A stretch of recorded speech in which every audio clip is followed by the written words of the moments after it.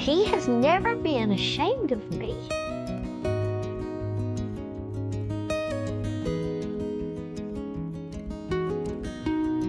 So if the God of the universe, in the pit of my sin, was never ashamed of me,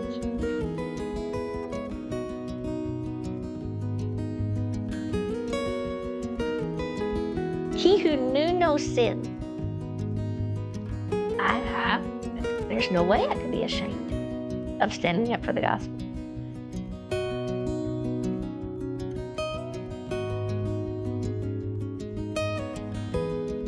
We are in a culture today that is redefining truth and questioning God. Has truth become a moving target that we each define individually? Jesus said that He was the truth, that He defined truth. Sometimes it feels like we stand alone, but we don't. The gospel of Jesus Christ has been setting people free for over 2,000 years. I asked some of the boldest believers in America how they proclaim the truth of the gospel to this hurting world. Together, we are standing up for Jesus.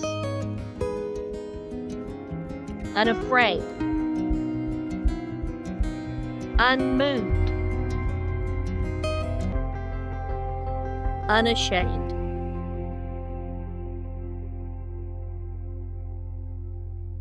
Are you ready, Murfreesboro? 1, 2, 3, welcome Chonda Pierce!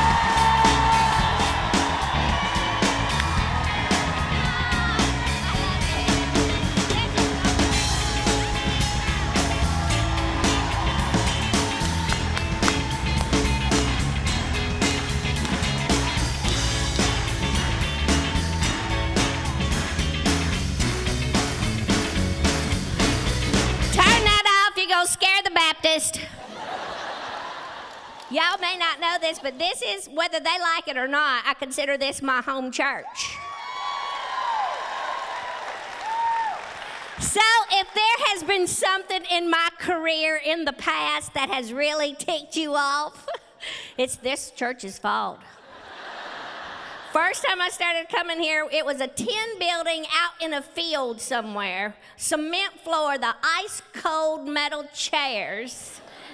We would sit in there and freeze in that little, tin building. And when they named it World Outreach, I started laughing. I'm like, they're in a cornfield and this is World Outreach Church. And I guess I had a little faith, because now it is World Outreach Church. I should have left a long time ago, because y'all just started growing after I left. I was holding them back the whole time. It does make me a little nervous, because some of y'all are all my material. And I know maybe what's on some of your mind is really curiously wondering how I'm doing. I am 4 years a widow, a club I never wanted to be in. And I miss David very much. And I know there's a lot of people here that remember my true love, my stud muffin. A little more muffin than stud there at the end, but that's a whole other story. And I miss him too. I mean, it's been almost 4 years, and before that he was sickly for a little bit, so it's been quite some time since, some things.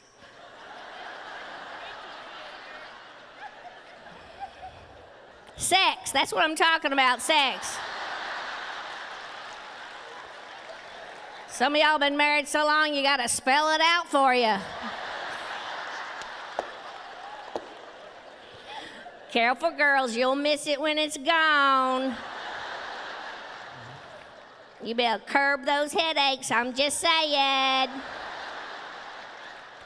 Oh, stop, don't get yourself all in a wad. You can say sex and be a Christian.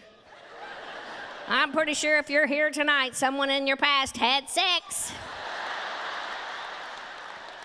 But it's good to be back here, it really is. I have been going through some interesting things in my life that I never dreamed I would. I'm dating, and it's been a while. It's been 47 years since I dated. Don't clap. This is the stupidest thing I've ever been a part of. Girls, hang on to your man. Get him a makeover or a new toothbrush or something. Just hang on to your man, because there ain't nothing out there. You know, I have this friend in my building that's always trying to fix me up with her nephew who's 60 and never been married. I said, Miss Reba, if he's 60 and never been married, there's probably a reason for that. We might not play for the same team.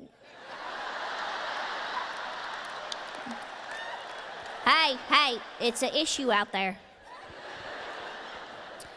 On my dating site now, I make them check which bathroom they use. That's what I make them check. That's the new rage, is online dating. Whoever thought about that is nuts. I have never in my life seen more mullets and less teeth in my life. And I don't mean this ugly, I'm bitter. I'm not being ugly about it, I'm being bitter about it. There's a difference.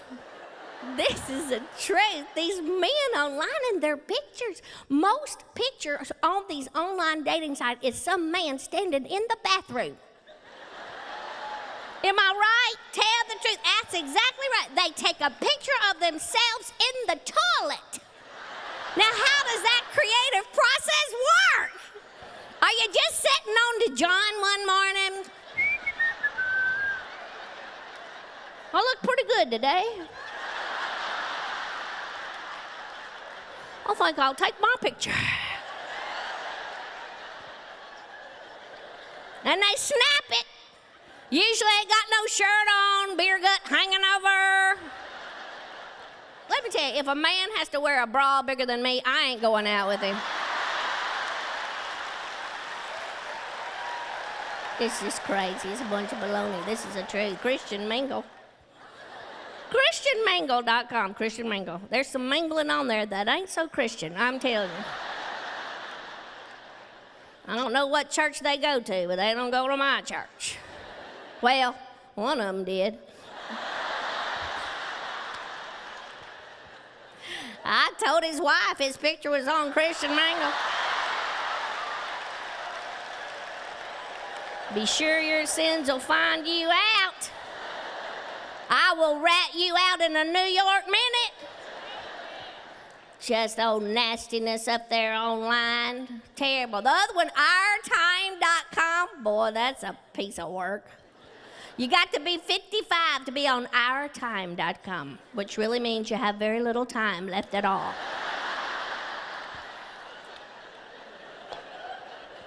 I'm telling you, the pictures on ourtime.com look just like ancestry.com.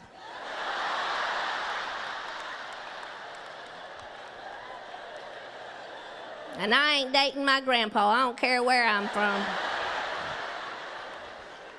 The pictures at the post office look better than the ones online. I know, I put my number on a few of those posters. Call me when you get caught.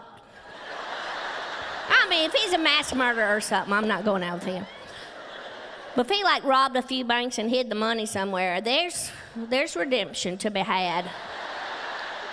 I will visit him and tithe. I promise.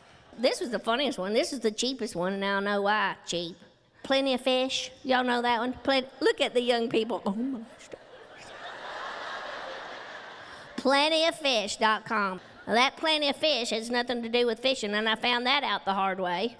Because I asked one of them fellers, what kind of lure do you use? He sent me the picture.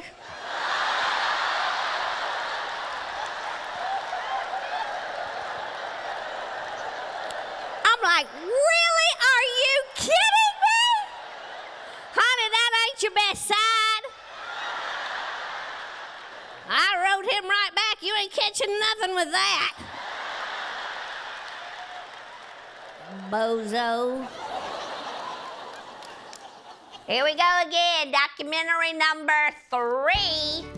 I don't know how other comics do it, but for me, before I leave to go on tour, it seems like I always get the ending of a show first. I always know how I want to end the night. And there were some things going on culturally and politically in our country that kind of rubbed against a little bit of what I feel as a Christian I need to stand up for. Out of that comes an idea or this feeling of, I guess I'm not the only person that's ever struggled with this particular area and how it rubs against my faith and what I stand for. And all of a sudden, this little tiny, seed starts growing and growing, and all of a sudden it branches out, and you realize, I think we've got ourselves a good idea here. Yeah.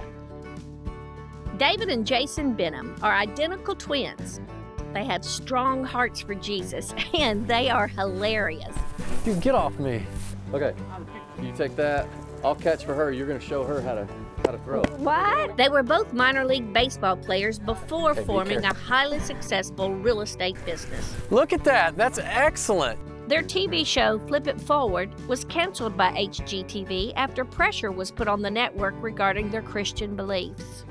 We met at Jason's home in Charlotte, North Carolina to discuss how they stand up for Jesus, unashamed. She's doing it on purpose here. I'll get that. Well, we're playing in 25-degree weather right Okay, now. that's good. I'm really honored to talk to you guys, and I have followed your career, not the baseball part. I'm not, It was very short, so it's okay. His was shorter than mine. His was shorter than mine. So, you have this great, big, wonderful show happening on HGTV. It's all about business. Our business was real estate. It still is real estate. Fixing houses, yeah. selling houses, renting houses, flipping houses. When we Yeah. got out of baseball, we didn't know what we were going to do, so we just got our real estate licenses, and next thing you know, we became the largest single office in the state of North Carolina, so we started franchising. It became 100 offices in 35 states, and then we started investing and buying and holding and doing commercial development. We were flipping and all of this, and that's when HGTV came to us and said, hey, you guys want to be on reality In their TV? background check of us before they hired us, they found that we had been vocal about, marriage between a man and a Social woman. issue, yeah. God defines marriage. Yeah. We don't. So let's just stick with his definition. Yeah. And we were very strongly pro-life. My dad baptized Norma McCorvey, who was the Jane Roe in the Roe versus Wade Supreme Court case. And we saw her come to the Lord. We saw her lesbian partner, Connie, at our dinner table come to know Jesus. And Yeah. it was just amazing, the transformation in their lives. So that's what's motivating us, is the transformation of the gospel, not to fight some political issue, but to see the gospel come and transform Right. people's lives. So all of that was a part of our history. That was all online. And so HG read about that, and they knew. Of course, they questioned us and asked us, okay, so tell me what you believe again. Are you going to wear a big Jesus T-shirt every Yeah, episode? HGTV already knew everything that we believed before Right. they ever hired us. Right. So they didn't fire us because of our beliefs per se. They fired us because of the pressure that was put on them From the thought mafia. Yeah, from the thought mafia about our beliefs. And we basically said, the stuff that you're looking at basically is David and I showing you that God's blessings are found inside God's boundaries. And if you walk outside God's boundaries, his blessings are replaced with burdens. So if I that's true. really want people to be blessed, then I need to talk about the boundaries they have to stay inside of in order to get it. I came up with that. We. But he can't deliver it like I can. There it is. Look at that. Oh, look at that. Right in front of the stick. Oh! Dude, she did it again. She did it again. Now, why would you make her move like that, Jason? Oh, what a grab! What a grab! How do you stand up for Jesus in a way? We always say we want to be tolerant and we don't want to be offensive. And so how do you do that and be tender and kind about it? And at some points in your life, it's not easy. One of the most dividing things in the world is the gospel. I mean, we don't like to talk about that because we want to make it look really good on Sunday so you'll come bring your tithe. But the truth of the matter is, there comes a moment when you make a decision in your life that you're either in or you're out. I didn't do that. I didn't make that divide. That was something that Jesus said, there needs to be a criteria for you to hang out with my dad. And here's what the criteria looks like. And can you do this? And sometimes what he asks us to do is not easy. That whole love your neighbor thing, you should know my neighbor. Hopefully they won't see this. Finally went on a date. I met a fella, and I met him at a restaurant where I knew people knew me in case he killed me and cut me up in little pieces.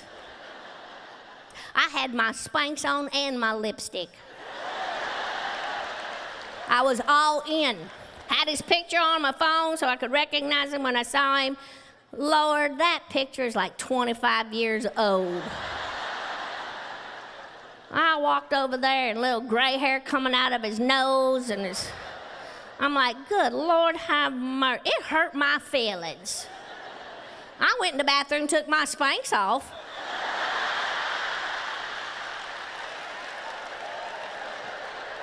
You gonna lie to me? You gonna feed me? I can tell you that.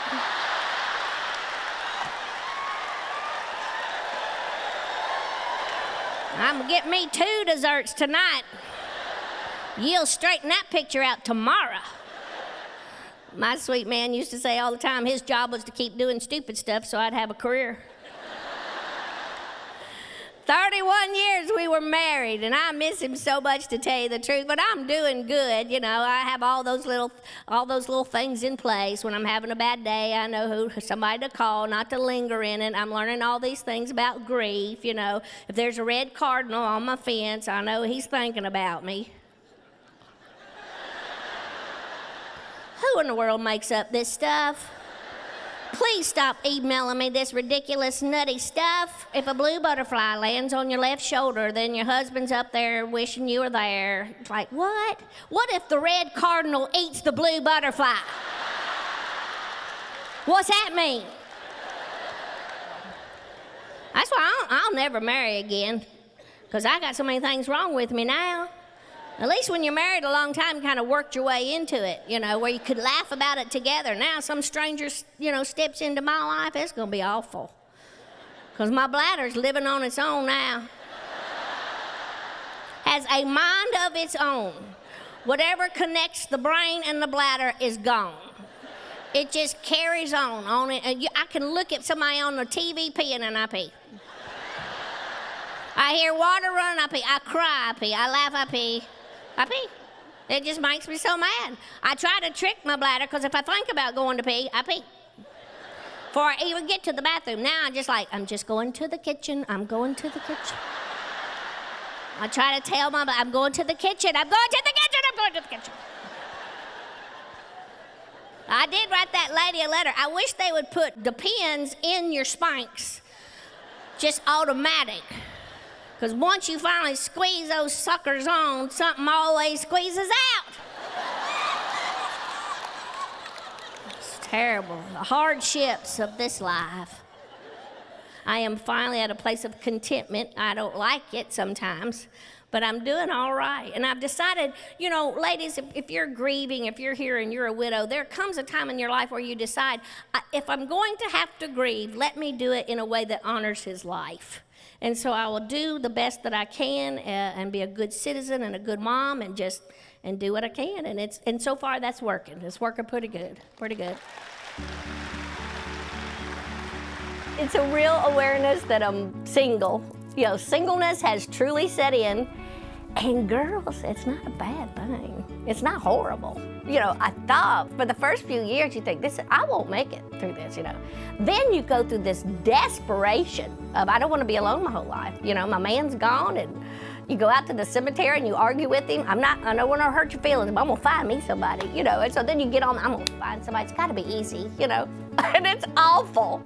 And it's almost impossible. It's a needle in a haystack, And then finally, comfort sets in, or peace sets in. I ran into a girlfriend the other day that said, I'm just so angry at God for taking my husband. I don't know why he would. What have I done, to tick the Lord off, blah, blah. And I go, just be angry at him. He's big enough to take it, God can take your anger. Now, don't dwell there. And so maybe start out by finding one thing you're grateful for. Maybe it's a good day that you guys had, or that cruise you took on your 20th wedding anniversary. Just thank God for that. Say, thank you for that. I didn't know he was going to die, but since he did, thank you for giving us that. And if you start getting in a habit of gratefulness, it begins to change your grief. We all know Danny Gokey as our favorite American Idol finalist. I remember watching him with my husband as Danny shared about the death of his wife only 4 weeks before his audition. My heart broke for Danny, never knowing that I would one day be in that club myself. Danny is now remarried with 3 kids and another on the way. God has done amazing things with Danny's testimony. We met up in Birmingham, Alabama, while Danny was touring with Winter Jam. I have been in this business for 26 years. When my husband passed away, and I'll be honest with you, I can count on one hand how many artists I heard from when my husband died.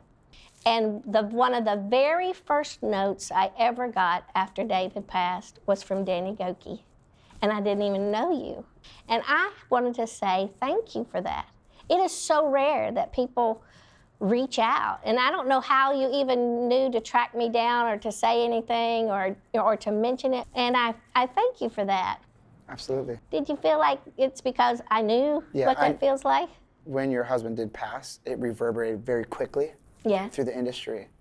And since I'd been there, my heart automatically it leaped out my chest for you. Oh. And I at least wanted to let you know that we were behind you. We were praying for you. We were holding you up. How long had you been married? So Sophia and I dated. We met at church in 1997, and she was 16, I was 17. We got married. You're little sweethearts. Yeah. Yes. We got married when I was 24. She was 23, and she ended up passing away when I was 28. And so we were only married for about 4.5 years. At that moment, it was my entire life. It was the entirety. It's all I knew. You don't even experience with death. I will say this: when she passed away, it felt like someone had amputated a piece of me. Of course. Literally. Did you feel like half of you was missing? And I still struggle with that a little bit. I was married 31 years. I can't imagine that. So and this is 4 years later, almost 5, and it's taken almost every one of these days to breathe, to really feel like you're breathing and to feel hopeful for tomorrow. Now it's different. Now I am living again, and I know that's what he would want. You know, and I'm getting creative again, and the drive again about doing some things, which is probably a good segue into talk about when you are trying to come out of that fog, you wind up on American Idol. And of course, like all of America, when they begin to highlight your story, oh my stars, everybody was like, he's gotta win, and it was very precious. And weren't you like, you were front runner, hit I top started 3. to say, you were the top 3. Top 3, and I never, ever got into the low. I never, they always had, ever. But I ended up getting the first time I had the lowest votes was top 3, and I was, boom, out the show. It just so happens that it was my last opportunity to try out for American Idol that year, and I made a promise to her that I would try out that year. I did not want to go. She literally passed 1 month before my audition. I remember. And I had no desire to want to go try out. But I was like, what do I have to lose? And this is something for her. It was a fulfillment of what you wanted to finish up. Yeah. Yep. And little did I know that God was just gonna help me grieve. And also, that's what's interesting when you allow them to share your story. Yeah. You had a world of people grieving with you, and understanding where you are, and the widows, and and I remember watching it, going, "Wow, bless his heart." David and I sitting on the couch, watching you through that, never dreaming I would be a widow someday, and so all of a sudden you're not alone, just all of a sudden you're not alone. And that was the most beautiful. I had letters pouring in on my, just pouring How many in. marriage proposals came? Oh my goodness. I had not only just marriage proposals, but in the church you get special marriage proposals of I prayed, God told me. And this is what the Lord said. This is what the Lord, I was like, God didn't say nothing to me. This is terrible. What I'm learning now after all this time, and especially through a lot of tragedy, that will teach you so much. You learn so much in the valley than you ever do on the mountaintop.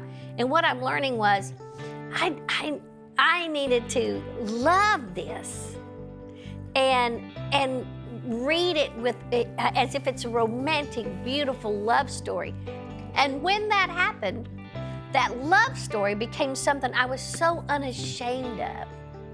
So when I talk about being unashamed, it's not put on your Jesus t-shirt and you get out there with your 4 spiritual laws and you yell these people into the kingdom of God. No, it means be so proud of this love story that He's grafted into your life and into your heart. Good things may come your way, and some really tough pushback may come your way. And when you're so in love with this story, it won't matter. When I was 18, I sat down in a jewelry store and I said, "Pierce my ears. I am a woman now." And that lady, she pierced my ears, and I walked out of that store, and this is the truth. 2 nuns, completely dressed in their habit and their rosaries, walked right by me, and I knew it was a sign from God, and I took them out. It scared me to death. I took them out. I did. I mean, I got a little, little more freedom in my life later. I put them back in. Now I just wear the little kind that you can slip them off and go. Like when the trumpet sounds, you can slip these off. Jesus comes back, you better hope it's a long song for some of y'all. They'll be like,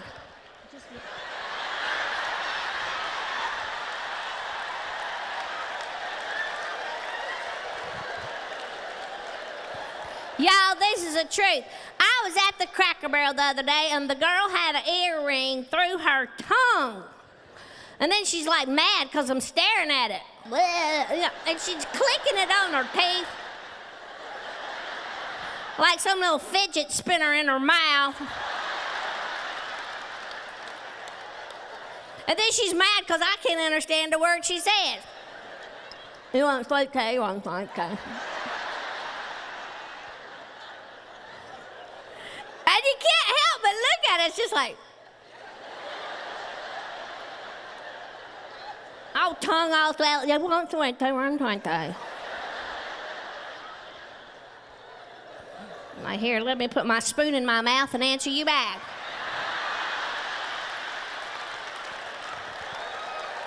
These girls get themselves all pierced up. You're going to be in menopause one day. Water will be squirting out of every one of those holes.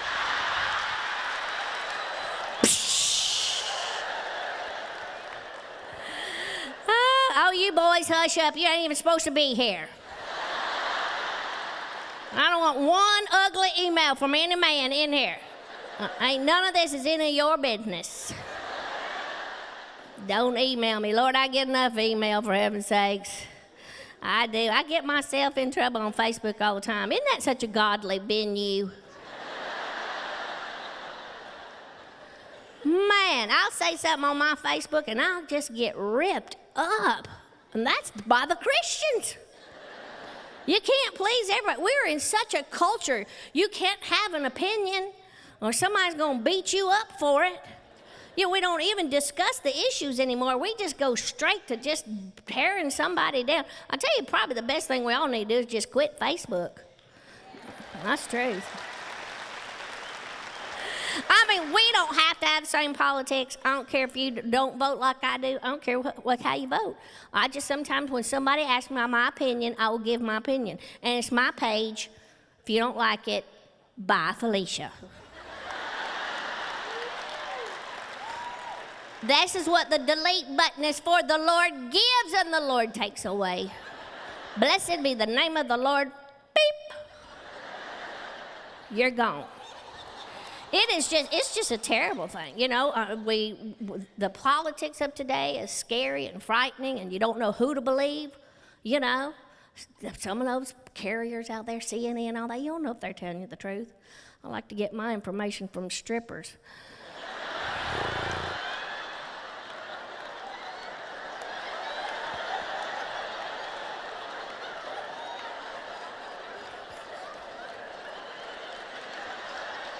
Oh, come on, lighten up, Democrats. We put up with y'all for 8 years. It's our turn now.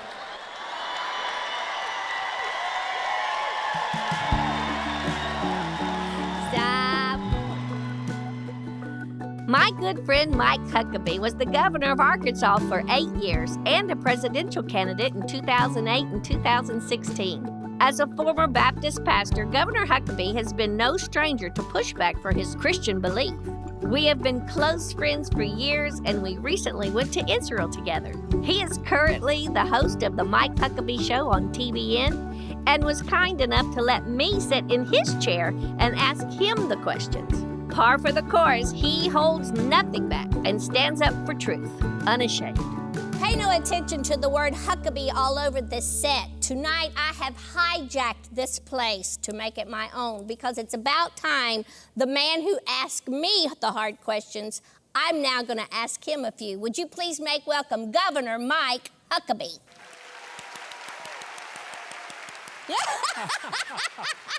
So what are you doing? Welcome. This is absolutely hysterical. Yes, it is. How you like that chair? It's just delightful. I love this chair. Oh, it's a little intimidating, doesn't it? I brought you a cushion Oh, so you want me to feel sit better on about that? yourself. Thank you. See?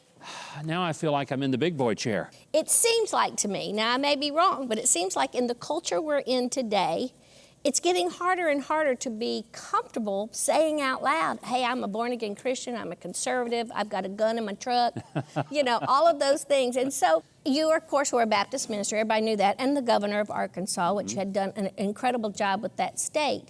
Do you feel like there was a time in that political time that being a Baptist minister was a hinder to you or a help? It's an important part of my life and something I'm not the least bit ashamed of. Right. It was the training ground that God used to prepare me for everything else I've ever done.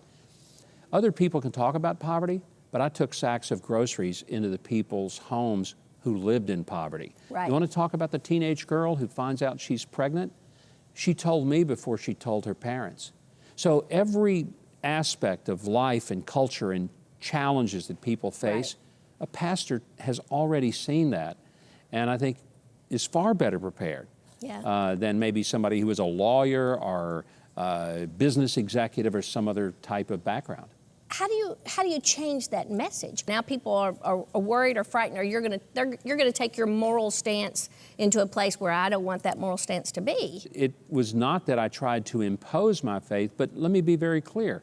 I didn't leave my faith at the door of the Capitol and pretend that I wasn't who I was.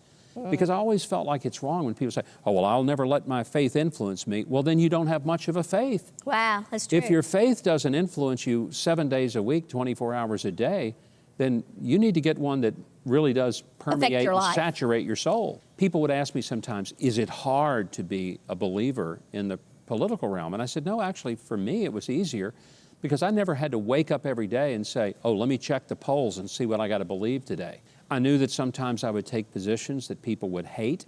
Right. They would mock me for. But it was okay because they're not the ultimate judge of my life. There is a hostility toward people of faith that we've not seen in my lifetime. And a lot of it is just pure scorn. Right. It's not that they can specifically say, I disagree with your faith on this issue, here it is. Right. It's just, you're a person of faith, I find you reprehensible and repulsive. Yeah. Freedom of religion is not freedom from religion. It's the freedom to believe. But no one should be able to say, I don't like your particular faith, so I'm going to isolate it and shut it out. We should be able to speak about the Bible. The Bible has been the most influential book in the history of mankind. You really cannot explain a lot of the American culture. You can't explain American history without understanding the influence of the Bible on the early pilgrims, on the early founding fathers, on the Judeo-Christian foundation of our law. All of those things have basis in the Bible. So if you just say, we can't talk about that book, what you're really saying is, we want to raise generations of young people who are utterly ignorant about their heritage and their history. Right. And they might be surprised to find out that most of the major Ivy League colleges in the country were created to train ministers to preach that very book that they now hide in their desk. Right. How many hospitals do we have in this country that bring healing to people that are hospitals affiliated with the Catholic Church, the Baptist Church, the Methodist, the Presbyterian Church? You want to take all those away, close those hospitals? Right. Do you really want to do that? This country of ours would be in a world of hurt if all the people who are motivated by their faith just quit being motivated by their faith to be charitable. Right. There are prevalent markers in culture where we can see a decline. I mean, we can see it before our very eyes. What are some markers that you see that we really need to be aware of and in prayer about? But we've forgotten that the most important school that a child ever attends is the school of home. Right. The most important institution that the child is ever a part of is family. And it's first and foremost. God created the family before He created the church, before He created government. But it really gets down to, what am I doing? Right. What am I personally doing to equip the next generation? And am I living that faith in my own life? Because if I'm not, then it's kind of hard to blame somebody else for being responsible for that. Right. Well, Governor, this has been a privilege. I think I might not be so bad at this talk show kind of business. It's not that hard a job. I think you could handle it. I don't know that you're excellent. Hey, if I can do it, anybody can. Oh, stop. Thank you so much for this. Great to be with you. You make me a better always. person and a great citizen. Thank you. Thank you very much.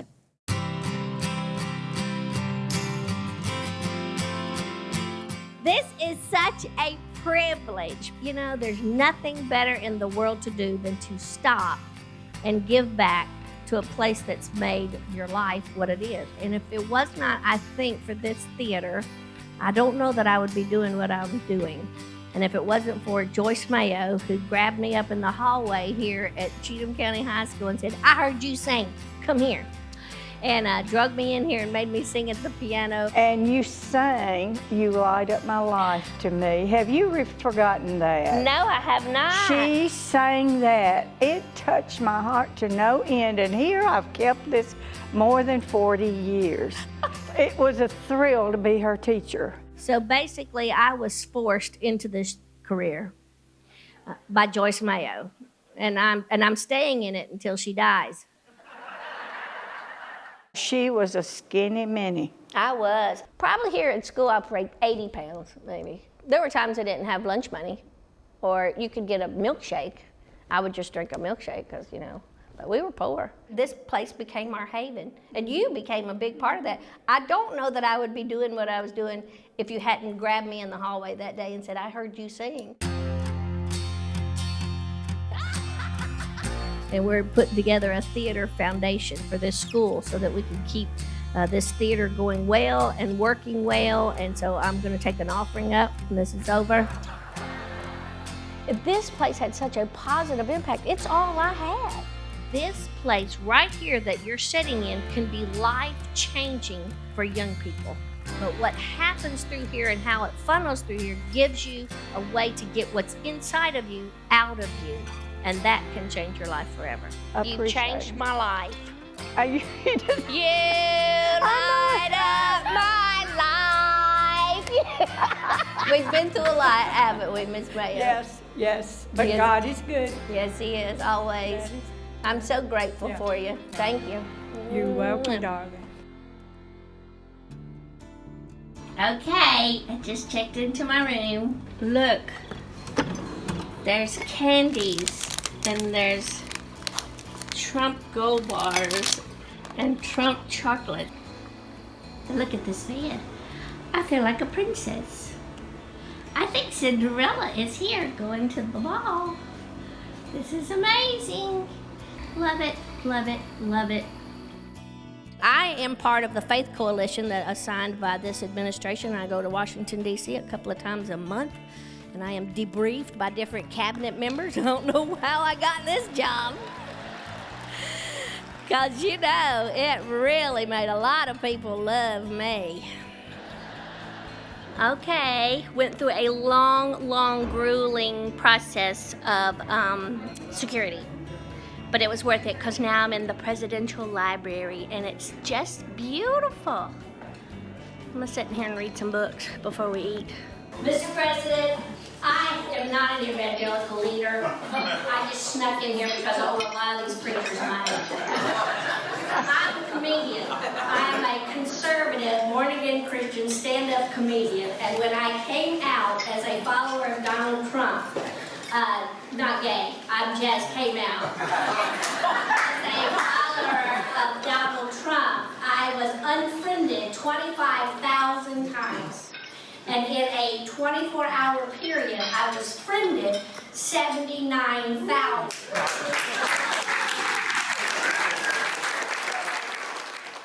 Every time I say anything positive about the man, here's the good side of it all. I haven't had to buy toilet paper one time since he took office. I just go outside and get it off the trees. I have a lifetime supply. I did leave a poster for my very tolerant Democratic friends to please start using paper towels, because I have enough toilet paper. That and I ain't painting my car anymore. They put so many different messages on my car, I just let it stay. I do. I did spray paint out one letter on my car, so it just says itch on the side. I get to park wherever I want. Nobody wants to park by a car that says itch on the side. And my favorite is for those who do not like your hair. I tell them just wait, because when you get to heaven, and you will be there with all of us, Moses will part your hair whether you want to be part of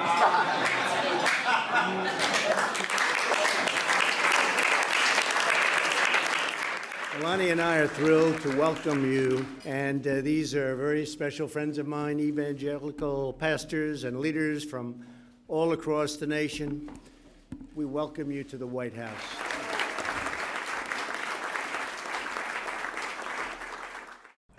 I had an opportunity to sit down and talk to the Benham brothers. Yeah. Now, they were baseball players. They got an HGTV show, yeah. And then it got taken away from them because someone asked them their stance on same-sex marriage. The difficult thing is for we who do hold truth to be truth, and there is truth in the Word of God. What I struggle is with the choice that I'm making to believe this. We get a little pushback because of the choice we've made. So it happened right away when I got into American Idol. Wow. The questions came out, and being just so green, not knowing how to respond to things, absolutely. That was the very first thing. I was on American Idol, and so they used to ask a lot about that. That was a hot topic about being gay or same-sex marriage. That was just a massive issue in 2009. And it was really starting to take steam and move forward. But anyways, I get onto American Idol. So I got voted off, and I did an AOL chat, 10,000 people are on this chat, and they have a moderator, they're asking you questions, and someone says, what do you think about, I forget, some relating to gay or gay marriage. Yeah. And here's what I said, trying to put out the white flag and not be controversial. I said, I have my beliefs, you have yours, and let's just, let's just leave it at that. Yeah, leave it at that. We can get along. Oh, no. No. What do you mean it's a belief? This is how I was born. I was like, no, dude, you missed my whole point. So anyways, that night, guess what was trending on Twitter? Number one topic, hashtag Danny Gokey is a douche. They had a website selling merch. I know it's inappropriate, but this is what it was, my friends. This is what it was. That's all right, that's okay. And I was like, wow, way to trap me. I've learned that with media, they're looking for a way to trap you. Yeah. Media wants news, and they want clicks. And they want controversy. And I'm gonna tell you this, dude, you can make up whatever you want. I'm just not gonna be, that's a bully tactic. It is. And all of a sudden, we're trying to do our best to put out the peace flag, and it's being interpreted as you're actually, it's hate. You hate, you're coming against what No, we don't. No, absolutely not. When I had an opportunity that you had not long ago, and I got to go to have dinner with the president at the White House. Yes. And I had no idea that when I did that and I came home as this little Southern kid going, I got to eat dinner with the president. I guess I was still naive to think everybody would be like, go, Chonda, you ate dinner at the White House. No way. Oh, no, you might as well. I have neighbors to this day, when I walk through the hallway in my condominium building, they will look the other way or they will go the other way because I went to the White House and ate dinner. I saw this beautiful clip of you singing. Yeah. Just the song reverberating through that great grand home. Tell me what happened. I was actually I was honored, and regardless of what president would have been in there, I would have went because this is our country we're talking about, and this is something I think, getting kind of lost in the politics of it all, we tend to pick sides and kind of forget the main thing is that we're all Americans. Yeah, we're all American. We all have that common thread. And so going there, and I was asked to lead worship. What a beautiful moment. And the same things happen, people. How can you go there? And I think I've just learned it takes a level of maturity to be able to have a conversation with someone who doesn't agree with you, yet you can have a common ground of love and unity. Yes. And I think we've lost that. And I love those conversations. Do you find that? I do. I love having a conversation with someone that doesn't think like me. I learned so much. No, you're right. And someone who, and that's one of the things, like, I told my wife a long time ago when I used to get a lot of hit on Twitter for stuff. I said, to be honest, and on social media, I said, what I've learned to do with these negative comments is actually look and say, is there part truth to it? Everyone thinks they're right, their opinion. I struggle. You saw how passionate I got during some of these moments on here. I'm like, I'm right. I know this to be true. And I'm like, yeah, that probably wasn't true. But there's moments where just being humble. And I think it goes back to that verse, blessed are the poor in spirit, for they shall inherit the kingdom of God. This is what I strive to be. I want to be humble because there's benefits that the humble get. Yeah. That no one else gets when you think I'm you really know it all. proud of my humility. Yeah, I know. I'm probably the humblest person you ever met. But what a privilege. Oh, I love you very much. Mwah. Bye, everyone.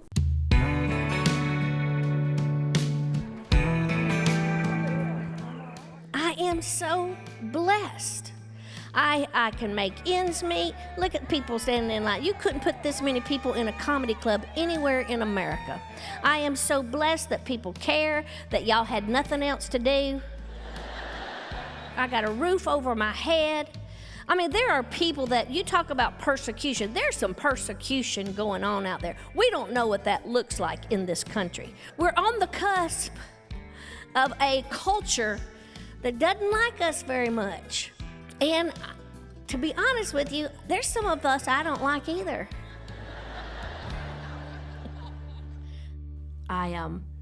I was sitting in a religious freedom conference in Washington, D.C. at the State Department and listening to so many stories of horrible persecution for their faith. And when I come against some opportunity I didn't get because I'm Christian, well, her comedy is strong, but I don't like her politics, I don't like her faith, all of that. When those things happen, I have a tendency to go, I didn't get my head chopped off today. That's right. Yeah, I didn't get nailed or hung upside down today in a square somewhere. That's right. I didn't get my children tortured in front of me. Exactly right. And those things. That's true persecution. And those things are happening on a regular basis in many parts of this world. What we're experiencing in America is pressure more than persecution. It's not persecution yet. Right. It's pressure. But the pressure wants to turn to persecution. And now all of a sudden we're told, oh, because you believe that, you can't have this job. Big deal. We're not victims. But now for my grandchild, what's going to happen? What's going to happen? It's going to get worse. Right. So that's why we have to be very astute in terms of understanding this battle, understanding the digression of this agenda, and saying, I'm willing to leverage and maximize and even lose my platform to be a voice. There comes a time when you begin to not be ashamed of what that Bible is instructing me. I think that comes with some maturity. It comes with, with faith, or it comes with an idea that I might look wacky. I'm not going to look popular. I'm not going to get on The View. I'm not going to get, I may never get invited to, whatever, the comic relief, whatever. You finally get to the place, go, and I'm okay with that. I'm fine with that. Yeah. So my 60th birthday rolls around, and Tammy, my lovely wife, gets me 12 hours with a personal trainer. That's her gift to me. My friend Jeff Allen. He's what I call a comic's comic. What would a woman say if a man walked up to her, hey, happy birthday, here's 12 hours with a personal trainer? He is so talented, so funny. I am so jealous. Jeff also has an amazing testimony. As a self-proclaimed atheist, while touring the comedy club circuit, Jeff turned to drugs and alcohol. It was a rough journey, if I remember it. Just as his marriage was disintegrating, Christ captured his heart, saved his marriage, and cleaned both him and his comedy up. Jeff Allen. Yes, ma'am. You are absolutely the comic's comic. I am so jealous of your talent. Well, I'm jealous of your success. So the two of it makes a good combo. That's exactly right. Give me a little bit of a background of your beginnings. Well, 1978. So I started right at the beginning of the comedy club boom. And by 1983 or 4, I was headlining the comedy clubs. And then I met my wife, Tammy, in 86. And we got married in 87, and that's when things really kind of came to a head with the alcohol and the drugs. me ask you about that because, my husband was an alcoholic, and I lost him not long ago, and so I have a tender heart for people who struggle in that area, and rejoice that you are how many years sober? 31 years. 31 years sober. That is. It almost makes me cry. It's miraculous, is what it is. It really is. Really. I had a hard time getting to there. For me, it was an 8-year search. I started with the self-help stuff, and then I got to New Age and Buddhism, but I mean, it was like I love the term "hound of heaven." Yeah. In hindsight, I look back and I feel his hand on my back the whole time. I didn't feel like I was going anywhere. I was just like, it just spinning in the mud. I was doing the clubs, doing the same thing over and over and over again and getting nowhere. I got on my knees at a friend's house and said to Jesus, what I do is yours. You take it, you move it, because I'm done. Yeah. I can't figure a thing out. Yeah. I'm a mess. My marriage was falling apart. My career, I had none. I was just plodding along, just scraping by. We had divorce papers filled out, notarized, and wow. we're driving to the courthouse. She changes her mind. And about a year and a half later, I give my life to Christ. And then now I'm very happy with my life. Good. For the last 22 years, since I gave my life and offered my talents to Him, I love what I do. Yes. I love getting up in front of people, and I love the fact that I can still do it at 62 years old. I live as if she may walk out tomorrow. So for that, I should respect her and treat her with love. And I look at my granddaughters, and I think, I almost threw that away because of this job. If people don't want to hire me because of my faith, that's their prerogative. But this is what I am and who I am. When we were going through our marital problems, it was because I couldn't figure out why anything mattered. The New Age tells you sit in front of a mirror, you affirm yourself, and the Bible says, no, I affirm you. Your affirmation comes in the fact that I designed and created you in my image. That's everything. It's everything. So 12 hours with Todd. First question he asked me, how long has it been since I had an exercise program? Let me ponder that one, Toddo. I'm 60, so that would be 60 years, 9 months since If I'm to be honest with you, Todd, I haven't really moved with any purpose since I won the race at conception. So.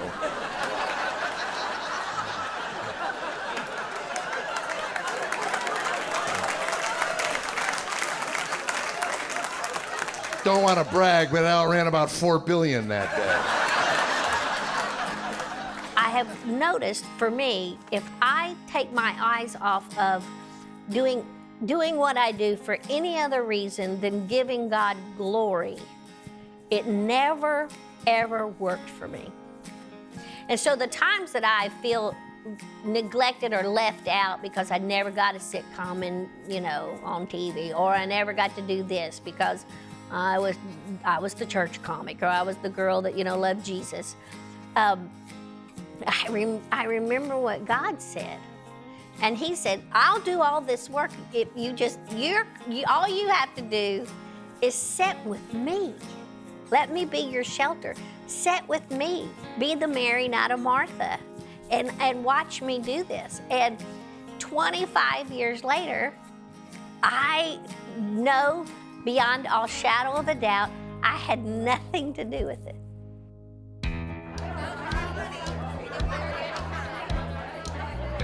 How are you? Hi. Hi, I'm Chonda. Hey! Oh, I'm so blessed. Thank you for coming. Meet and greet. Cheese. Hello, how are you? I love the personal way we get to be normal folks. Get in here, beautiful. Brought a man. I don't know why. They've been very kind and gracious to listen to me all these years, so the least I could do is listen to some of their stories. Oh, am I happy? Well, the Lord does that. Oh, Pierce. I read my emails and I write them back when it's appropriate to do so. All righty, get in here. I'm very blessed. You're gorgeous. Oh, stop. I'm from Jolton. Oh, you're kidding me. Treat 'em catty girl. But if it's like, I'm dealing with depression and this gloomy weather is killing me, any hints? And I got a list of hints for them, so I write those back. Party time, party time. Count of 3, 1. It's just you. It's just me, but I love you so much. Here we go. For so many reasons. Aw. Uh-oh, we got the line going. Oh, how are you? How are you? Hi there. Wow, aren't we ready? You guys got it all ready now. I love this. Howdy, howdy. Shorty's in the front. That's what I said. What I love about you guys is your knowledge of the word cannot be disputed. So therefore, that means you really believe this. We do. You know? Can we hook it up now? Yes, because we're all freezing. We're freezing. So warm now. Yes, exactly. You want to know one of our biggest heroes? Was our own mom. Yeah. You know, every single day when David and I were in high school, my mom would spend all morning making a huge, monstrous lunch for my brother and I. And she would put it in Tupperware bowls. I mean, we're talking mashed potatoes and Salisbury steak and green beans and carrots and all sorts of stuff, little salads. David and I would get out right when the bell rang, getting ready for lunch, and we'd see, you know, here's my mom with that double stroller. But our mom was so faithful. And you know what our mom reminds us of? It reminds me of that little boy who Jesus used to feed the 5,000. There were a lot of other little boys there, but there's only one who had a mom that packed his lunch. And here this mom was, she was faithful to pack her little boy a lunch so that one day Jesus could unpack it and have a miracle that was one of his greatest recorded miracles of all time, because there was a mom who was faithful when nobody, and we'll never know her name. Yeah. And there are women in the audience right now who are listening to this who wonder, well, what can I do? You can keep being faithful when nobody else knows and nobody else will ever know. God knows, and He's doing something in your life, and you never know who will one day unpack the lunch that you pack. I came to a church that began to take trips to Israel a lot, and I went on one of those trips. If you ever go to Israel, you got to go with like 30 Tennessee rednecks. It's the funniest thing you've ever seen in your life. Bubba is in the basilica. Honey, it was so funny. We made our way to like Jericho. We got off the bus, marched around 4 times. Nothing happened. We piled into Lazarus' tomb while we're in Bethany just so one of us could go, I think we stinketh. If you didn't get that, you should read the book of John. It's in there. Got to Tiberias. That was amazing. If you've never been to Tiberias, anybody know what's in Tiberias? Big body of water in the... Okay, you should look at the map on the back of your Bible. It's the Sea of Galilee.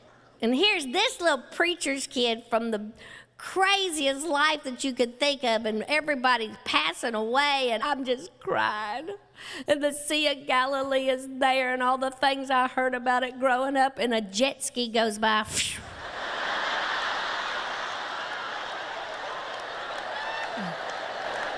Peter, is that you?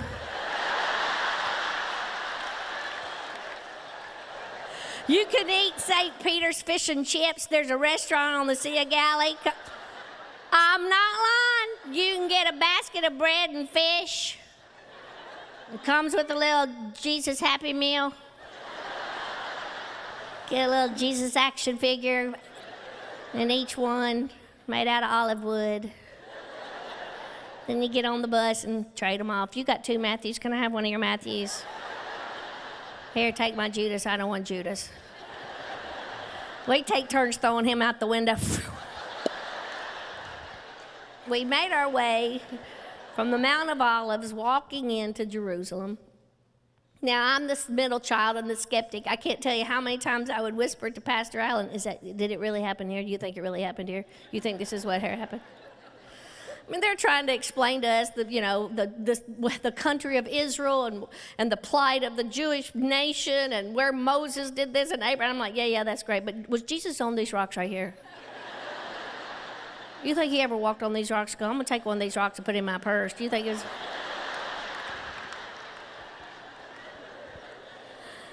They tell you all this stuff. I go, yeah, that's good. Do you think Jesus walked in this sand over here? Do you think Jesus was right here? Because I emptied my shampoo bottle. I'm going to put some of this sand my shampoo bottle.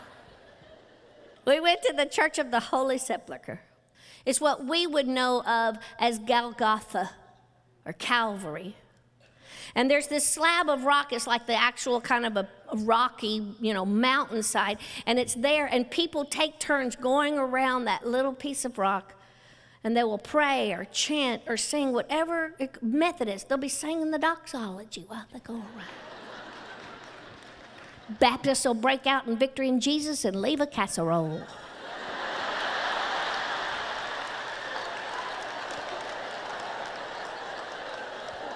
All the charismatics, Pentecostals will have our hands up just to scare the rest of them.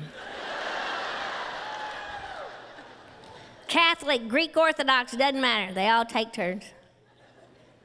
And I remember the tears beginning to flow. I just needed to see some part that brought something real to my life in the middle of so much chaos. And under this great big communion table is a piece of plexiglass with a hole cut in the circle.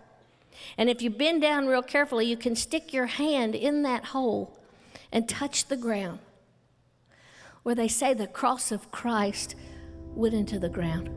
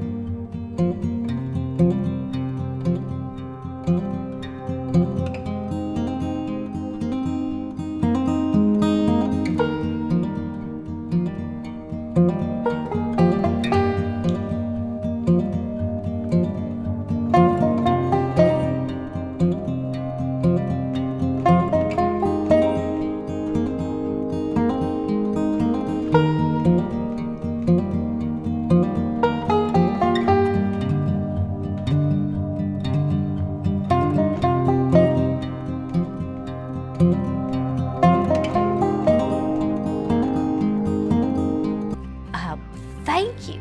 I spent more time praising Him and thanking Him for all the wonderful things I do have and how life has turned out for me. When I went to the Church of the Holy Sepulchre this time around, I had less baggage to leave and a lot more blessing to leave.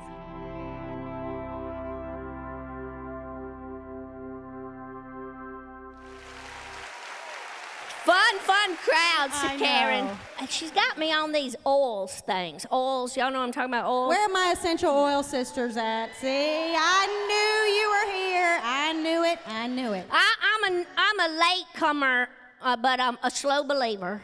Because I thought it was silly. I used to tease her all the time. She needed a chemistry set growing up, because that's why she's so in love with this essential oil business. Like if you got a headache, she'll rub something on my feet. And if her nose is running, she puts something on. She needs an anatomy book to go with her oils, but it's so funny. And I got those. I've been doing it, and I get different oils for different things, and I put them in my pill bottle, and then I squirt a little Hershey syrup in there. It's perfect. That'll work too. But she's got these little chimney things on the bus that shoots diffusers. Yes. I'll translate. Go ahead. Yes, and you just rake the oil off the ceiling in our bus. It smells like a lavender factory out there. And how many times have you been sick in the last 3.5 years? Not sick. I about get sick, and then I have this one thing she gave me called thieves. Y'all know what that one is? Yeah. She puts that in a spray bottle and cleans the toilet with it, and then sprays it in my mouth. Same thing she cleans the floors with, she sprays in my mouth. And that stuff kills everything. Yeah. Yep. It hadn't helped me lose weight, but here's what I've learned about my classes there at Branches to lose weight. You can't have white sugar, white flour, white rice, white gravy. Being white is killing this country. There are too many white things out there. So I gave up white chocolate. The darker the chocolate, the healthier it is for me. That's what I believe. It's practically a salad. Exactly. It's practically is. It's nature.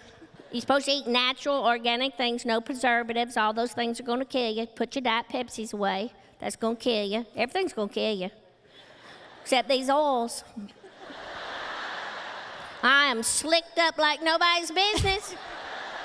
I can't even go to the potty. I slip off the toilet. Shonda. I know, it's terrible. You love your oils. I do love my oils. And I love Karen Williams. This is our third tour together. I know it. I don't believe I'll let her go. I just want to hang around long enough for her to be in menopause. Just so I can laugh. I want to see the county, map on her legs with varicose veins from those shoes. That's what I want to be around long enough to go, I told you not to wear those stupid shoes. You did. You have told me a few times. I know you. I'm telling you. I'll regret it later, probably. You probably will. And I got an oil for you. I've taught you well. Yes. See, you have to have a carrier. This is a funny thing. I learned you have to have a carrier oil, and then you drop your fancy oil in it. Well, I didn't have any. I used Crisco. She did. So I smelled like a peppermint piece of bacon. That's what I smelled like. I smell delicious. You'd think I'd get a date with that right there. Satan's got to be over the corner going, doggone it, missed another one. Well, I know how I can keep her bound. If I can't condemn her to hell, then I'm going to keep her bound from being effective. And the way he does that is to remind you constantly of everything you ever did wrong, of the fight and the journey, and to make this so hard, that you throw up your hands and quit.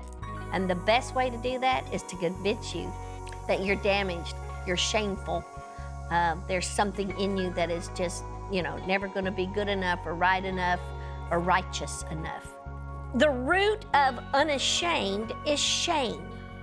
And so if you talk about being unashamed, that means you are taking the very core thing that you feel about yourself, erasing that out and putting unashamed in front of it, that I am not afraid to stand up just the way that I am and be all that God wants me to be. What I'm bold enough to say is I'm not ashamed of my shame anymore, that it is under the blood of Jesus and he has made me righteous. I couldn't have done it on my own. And so I'm just not ashamed that this is who he created. Well, go figure that. Before the concerts ever start, our tour manager, he puts a pink piece of tape all the way across here because he knows I like to talk and wander, and when I do that, if I wasn't seeing this little pink line out of my peripheral vision, I might end this night on quite the thud. There'd be a laying on of hands, and I'd be in a heap down here. And so they have this piece of line, this pink tape here, so we can see it. It didn't stifle our creativity or change up what we wanted to do. Once we figure out where the line is, we got all this back here to play in. I mean, once we know where the edge is, we're okay. That's what the Bible does for me. You see, once I began to study and graft those words into my life and understand the commandments and the things he has for me, and that his way is better than my way, and that truth will set me free, and that he loves me with an everlasting love, when I begin to adhere to some of that, it's not there to hold me back, to stifle my life, or keep me from being creative. Those things are there to keep me from falling off the edge and hurting myself. Every civilization known to man, when they begin to move the moral compass from where they were founded, every one of them imploded, crumbled. I want to be a part of something so real that I am not ashamed to stand up for the cause of Christ. To tell you that from the very bottom of my heart, I believe he is who he says he was, and that he's coming back to get me. And I will never be ashamed, no matter what platform you're on, to stand up for Jesus. Praise his name.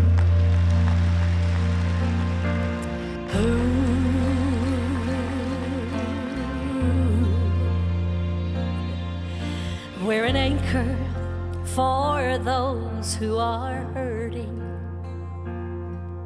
a harbor for those who are lost. Sometimes it's not always easy bearing Calvary's cross. We've been ridiculed by those who don't know him. We're mocked by those who don't believe.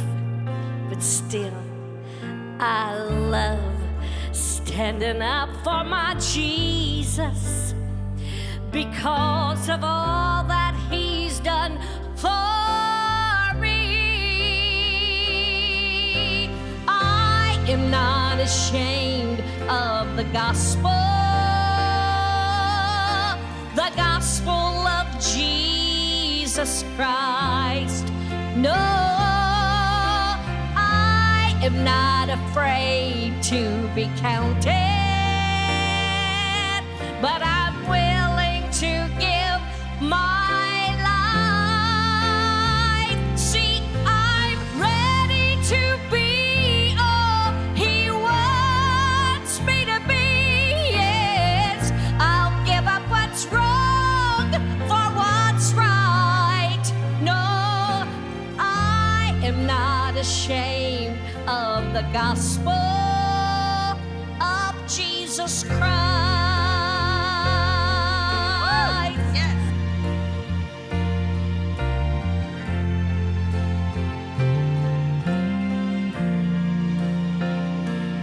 For every moment his hand has held mercy,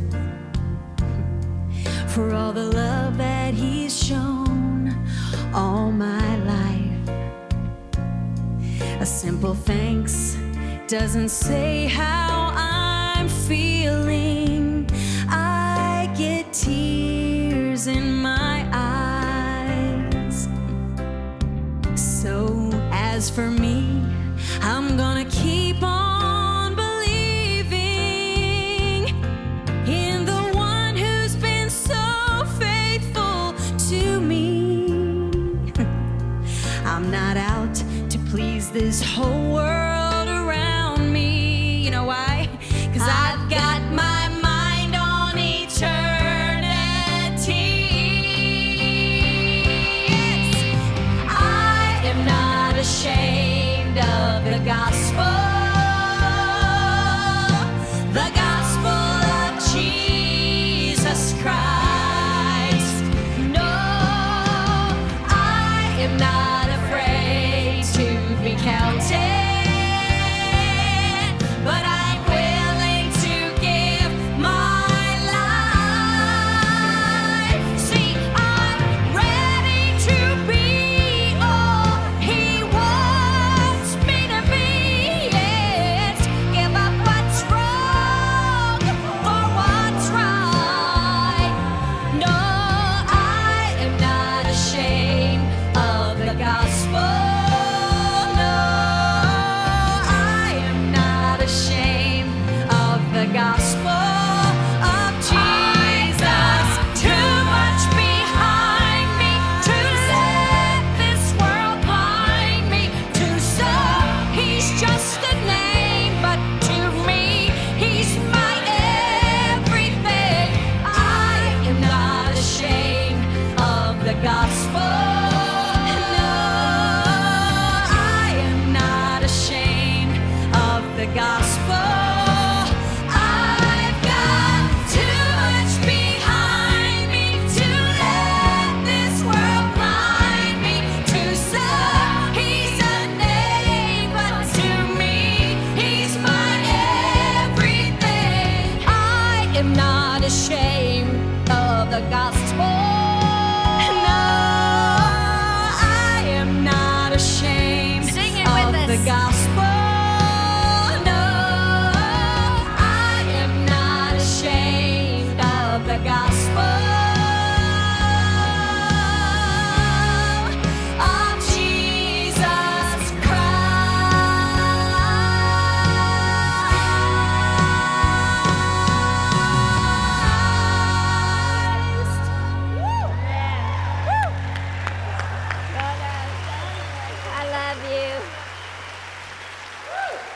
want to pray with you before we go. I have sweet friends here tonight that have walked this road with me, and they have watched every stupid mistake I've made. And they've seen me pick myself back up and go again. When you pick yourself back up, grab onto the Bible. It'll be the greatest anchor you could ever have for your life.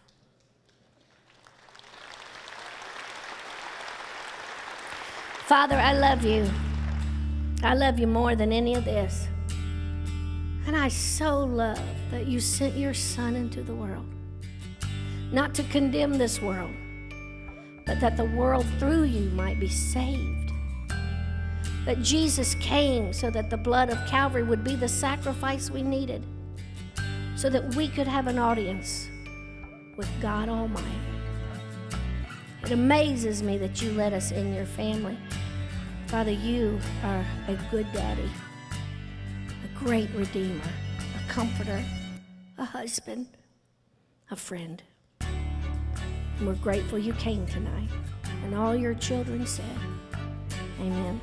Thank you. Be careful going home. Good to see you, Murfreesboro.